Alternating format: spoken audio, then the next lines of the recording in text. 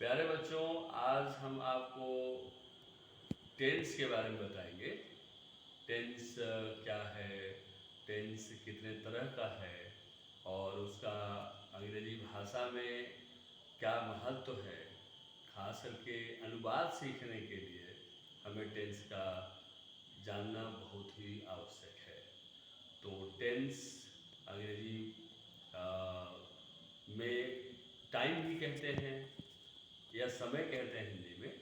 Tense Tempest से बना है जिसका मतलब होता है टाइम या समय। टेंस 3 प्रकार का होता है। आप ब्लैक बोर्ड पर देखिए कि टेंस जो है कैसे 3 भागों में बढ़ता है। ये है टेंस। टेंस जो है 3 होता है। पहला होता है प्रेजेंट टेंस। Present tense. और दूसरा होता है पास्ट टेंस।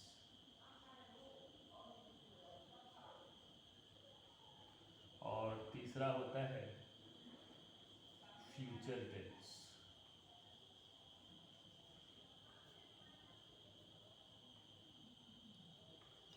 और पुनः जो है ये सभी चार चार उपभागों में बढ़ते हैं। जैसे प्रेजेंट जो है बढ़ता है सिंपल प्रेजेंट में। Simple present. दूसरा प्रेजेंट कॉन्टिन्यूअस।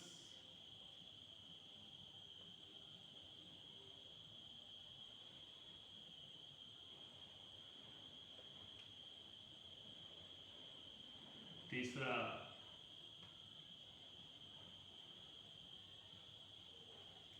Present perfect. और चौथा present perfect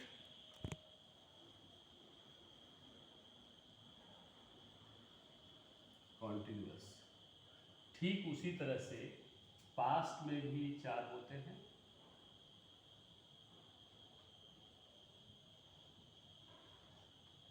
simple past, past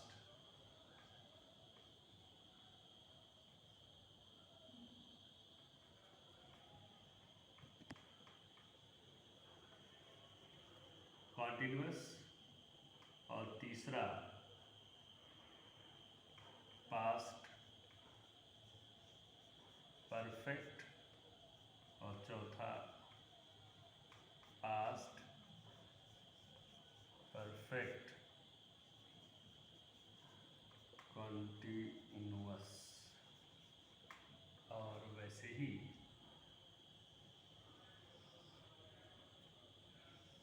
future में भी पहला सिंपल फ्यूचर, दूसरा फ्यूचर कॉन्टिन्यूअस,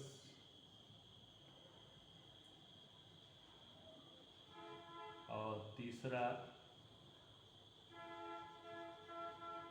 फ्यूचर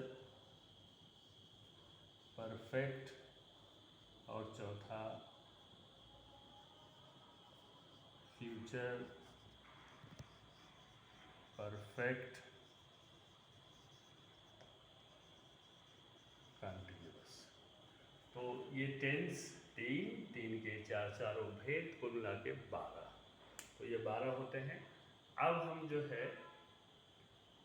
क्रम से पहले सिंपल प्रेजेंट, प्रेजेंट का सिंपल प्रेजेंट हम लेंगे कि कैसे जो है सिंपल प्रेजेंट कैसे समझेंगे, कैसे इसका प्रयोग होता है, इसका नियम क्या है।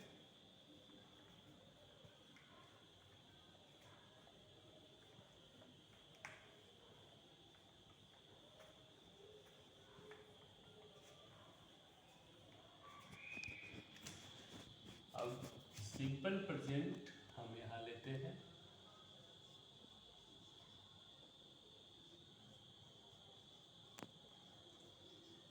सिंपल प्रेजेंट 4 होता है। पहला होता है पॉजिटिव, दूसरा होता है नेगेटिव, तीसरा होता है इंट्रोगेटिव और चौथा होता है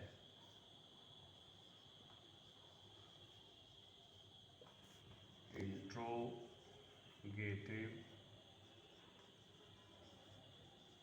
नेगेटिव। तो ये सिंपल प्रेजेंट के 4 हो गए।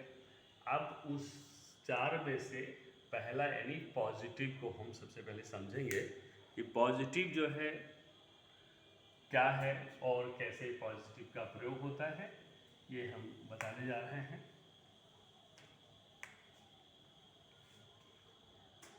सिंपल प्रेजेंट पॉजिटिव हम लेंगे और पॉजिटिव में सबसे पहले नंबर 1 की हिंदी के जो वाक्य होते हैं उनका पहचान क्या है, तो पहचान हम ले लेते हैं। पहचान में ये है इस टेंस के हिंदी वाक्यों के अंत में ता है, ती है,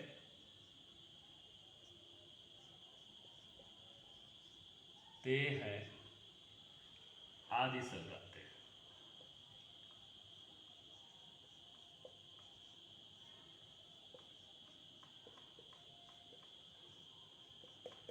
आदि शब्द आते हैं। ये तो हो गया पहचान।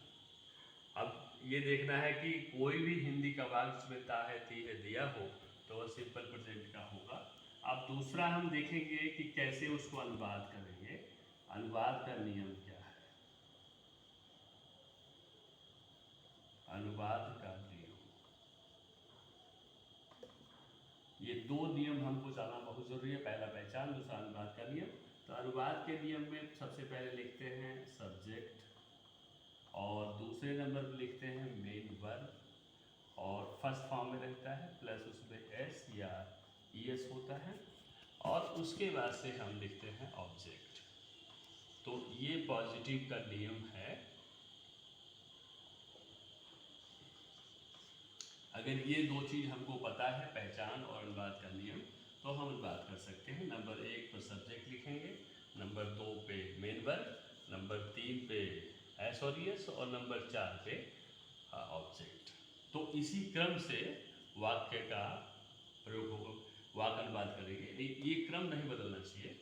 1 2 3 4 यानी 4 रूल्स हैं। There are 4 rules where by you can translate a sentence, जिसे आप अनुवाद कर सकते हैं।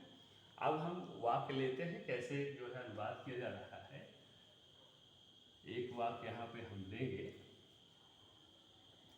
और इसके पहले हम बता दें कि सब्जेक्ट क्या होता है।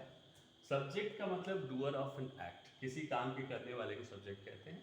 इसमें कोई भी काम हो रहा है किसी वाक्य में तो उसे कोई ना कोई करने वाला होगा, उसी को सब्जेक्ट बोलेंगे।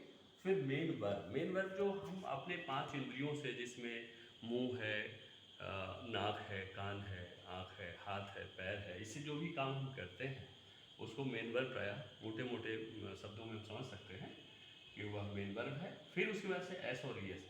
एस और ईएस का जो प्रयोग है इसमें थोड़ा सा विशेष ध्यान देने की बात यह है कि कहाँ पे एस का प्रयोग होता है, कहाँ पे एस और ईएस दोनों नहीं होता है, ये जानना बहुत ज़रूरी है।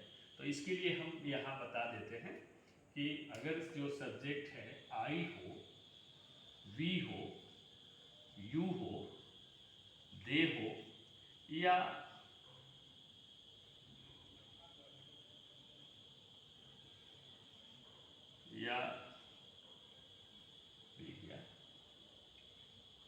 यहाँ लिखते हैं और पीएस हो, पीएस का मतलब हो गया प्लूरल सब्जेक्ट। तो अगर ये है तो हम एस या ईएस दोनों में से किसी का भी प्रयोग क्रिया के लास्ट में नहीं करेंगे। एस ये को नहीं, यहाँ पे आप लिख लीजिए नहीं। और हो गया ही सी इट या एस एस हो, एस एस मतलब सिमिलर सब्जेक्ट हो, तो एस या ई एस का प्रयोग करेंगे। और कहाँ करेंगे? तो क्रिया के करेंगे, यानी क्रिया के लास्ट में अंतिम जो अक्षर है उसी में जोड़ते हैं। तो पहली बात तो ये कहाँ नहीं होगा और कहाँ होगा। अब जब होने की बात आएगी तो कहाँ पे एस होगा, कहाँ पे ई एस होगा, अब ये देखना है। तो इसके लिए हम एस और ई एस का प्रयोग में, ये एस और ई एस का जो प्रयोग है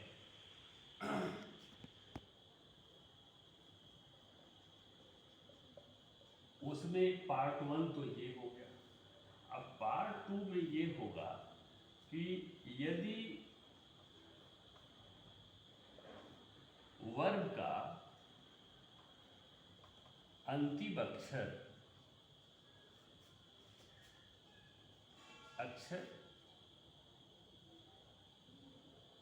ई और बाकी कॉन्सोनेंट तथा शेष जो व्यंजन है आए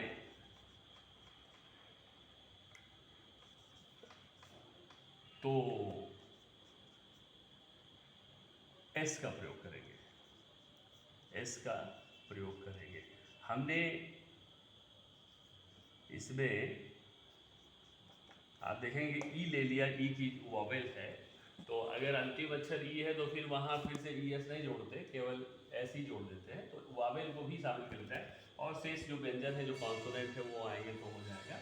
दूसरा इसमें रूल ये है ई एस का प्रयोग, तो ए हो, आई हो, ओ, यू यानी 4 वॉवेल हो, और इसके साथ साथ अंत में मान लो कि डबल एस है, एस एच है, सी एच है, टी सी एच है,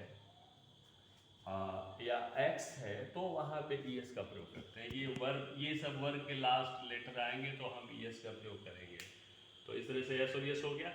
और उसके बाद से चौथा जो हम बता रहे थे अनुवाद के नियम में, उस चौथे में था ऑब्जेक्ट।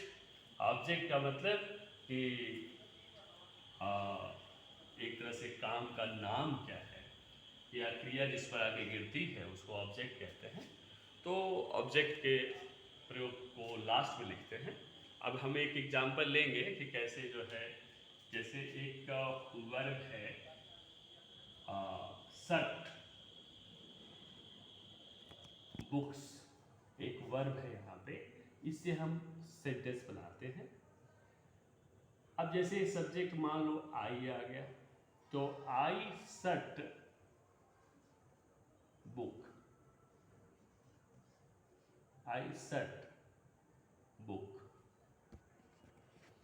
अब इसमें सब्जेक्ट जो है आई, यदि एक पीएस है, प्लूरल सब्जेक्ट है, तो इसमें जो वर्ब आया शर्ट, ये शर्ट में एस और एस दोनों में से कोई नहीं जोड़ेंगे। और ये बुक, तो ये सब्जेक्ट, ये हो गया सब्जेक्ट, और ये हो गया मेन वर्ब, और ये हो गया ऑब्जेक्ट। इसमें एस और एस यानी तीसरा जो रूल है वो साइलेंट हो जाता है, ये हो गया। लेकिन अगर इसी वर्ब को हम यहाँ लेते हैं, अगर हम कहते हैं ही, तब यहाँ पे S U S H U T shut, last में टी कॉन्सोनेंट है तो एस लग जाएगा, he shuts the book, he shuts the book. अब यहाँ पे देखिए, यहाँ पे सब्जेक्ट ही जो है एस एस है, सिंगल सब्जेक्ट है, तो इसमें एस का हमने प्रयोग कर दिया। ये सब्जेक्ट हो गया, ये मेन वर्ब हो गया, इसमें एस यानी ये जो है एस और एस हो गया, इसमें ऑब्जेक्ट हो गया। चौथा नियम, इसमें तीसरा नियम लागू हो गया। तो सब्जेक्ट सिमिलर होगा तो एस का प्रयोग करेंगे, एस का भी प्रयोग करेंगे, और प्लूरल होगा तो नहीं करेंगे। इस तरह से ये सेंटेंस बनाने का नियम है। और अब जो है हमें लगता है कि आपको समझ में आ गया होगा। मैं कुछ वर्ब आपको दे देता हूँ, इसे आप बना करके और स्वयं देखेंगे कि आप सही बना पा रहे हैं नहीं। तो इस तरह से हम SW में कुछ वर्ब्स आपको देते हैं जिसे आप सेंटेंस बना सकते हैं। जैसे गोस, सॉरी, आपको वर्ब देते हैं go to sleep, go to sleep. दूसरा open the door, open the door.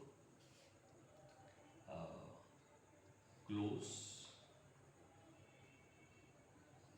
Close your mouth.